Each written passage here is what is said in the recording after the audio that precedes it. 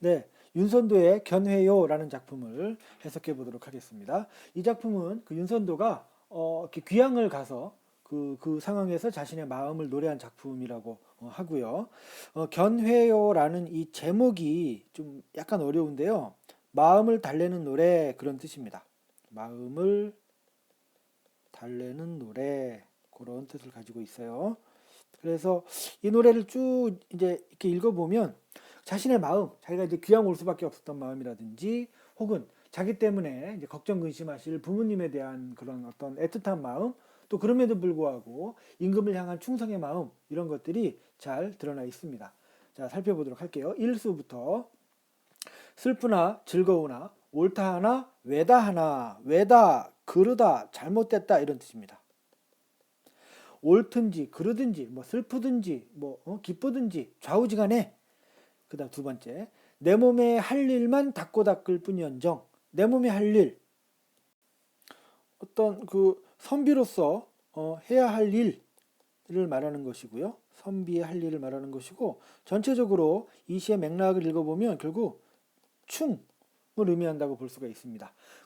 그것만 닦고 닦을 뿐이언정 그 밖에 연함은 일이야 분별할 줄이 있겠느냐.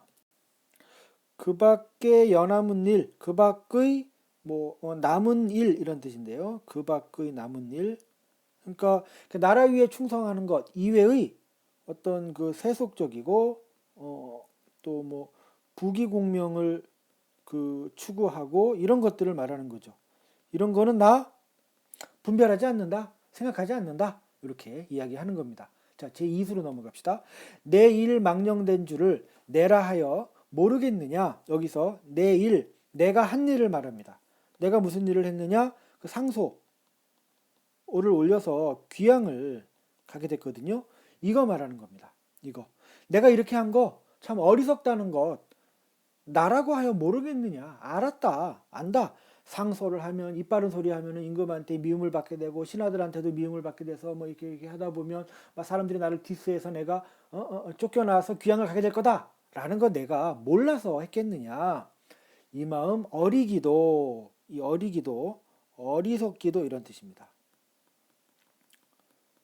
물론 세상의 관점에서 봤을 때 어리석은 것이죠. 아이, 그좀 가만히 있지. 뭐 이렇게 잘났다고 입 바른 소리를 하다가 미움을 받느냐. 이렇게 세상 사람들의 관점에서 봤을 때 어리석은 것도 임위한 탓이로세. 예, 여기서 임은 임금을 말합니다. 내가 남들이 볼 때 어리석어 보이는 행동을 한 것도 사실은 다 임금을 위해서 한 것이다. 아무가 어떤 사람들이 아무리 일러도 뭐라고 말해도 임금님께서 헤아려 보소서. 그래서 어떤 자신의 그 결백함을 호소하고 있죠. 그 이런 작품들, 그러니까 이렇게 유배를 가서 자신의 심경을 노래한 작품들은요, 거의 대부분 자신의 결백함을 호소합니다.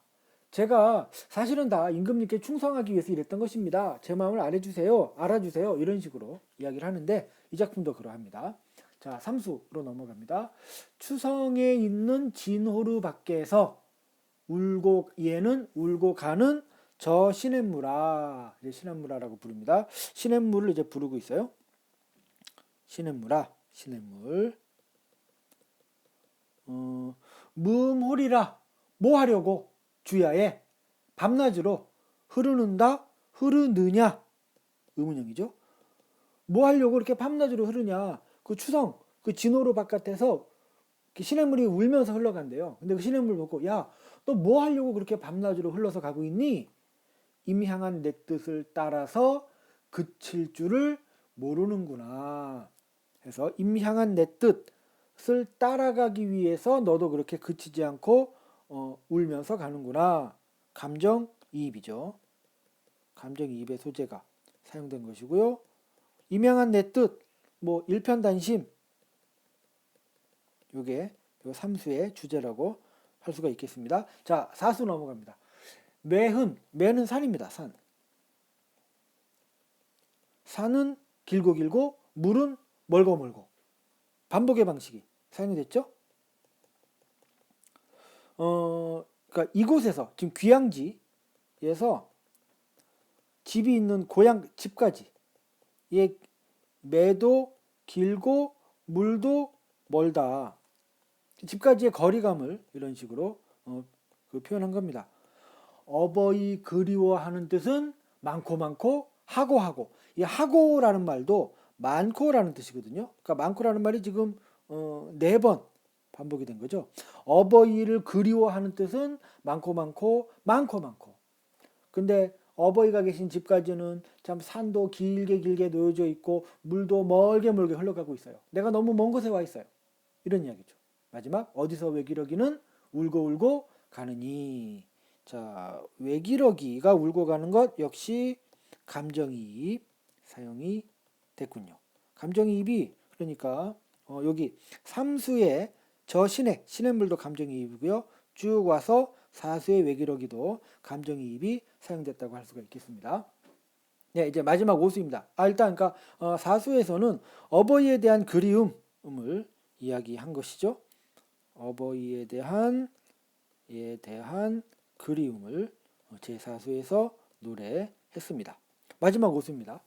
근데 이렇게 어버이가 내가 그리운데 어버이 그리워할 줄을 처음부터 알았지만은 나 알았다 이겁니다. 그러니까 내가 이렇게 뭐 입 바른 소리 하다가 귀양 오고 막 이러면 내 정말 부모님 보고 싶어질 거다라는 거 내가 처음부터 다 알았어요.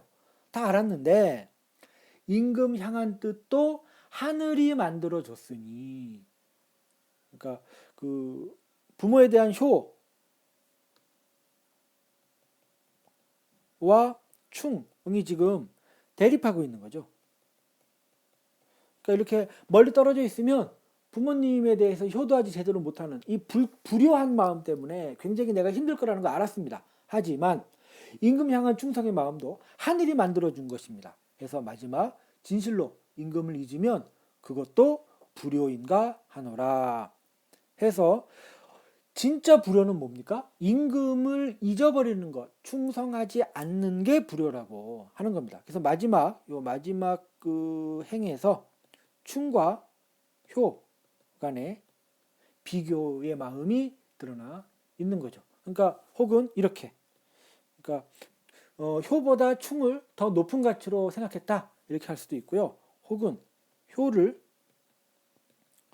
충의 마음으로 승화했다 이렇게 말할 수도 있겠습니다. 그러니까 진정한 효도는 이게 우리 집에 있는 부모님한테 잘하는 것이 아니고 본질적으로는 나라의 어버이신 임금에게 충성을 하는 것이다. 이것이야말로 진정한 효도다. 이렇게 이야기하는 것입니다. 전체적으로 간단하게 정리를 해보면요.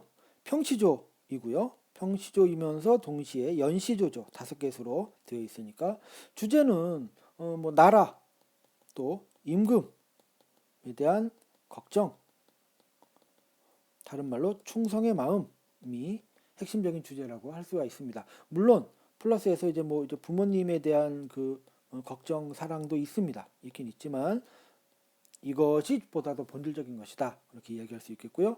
감정이입의 방식이 사용이 된 부분이 있고요. 또 반복의 방식, 또 서리법도 사용된 게 있죠.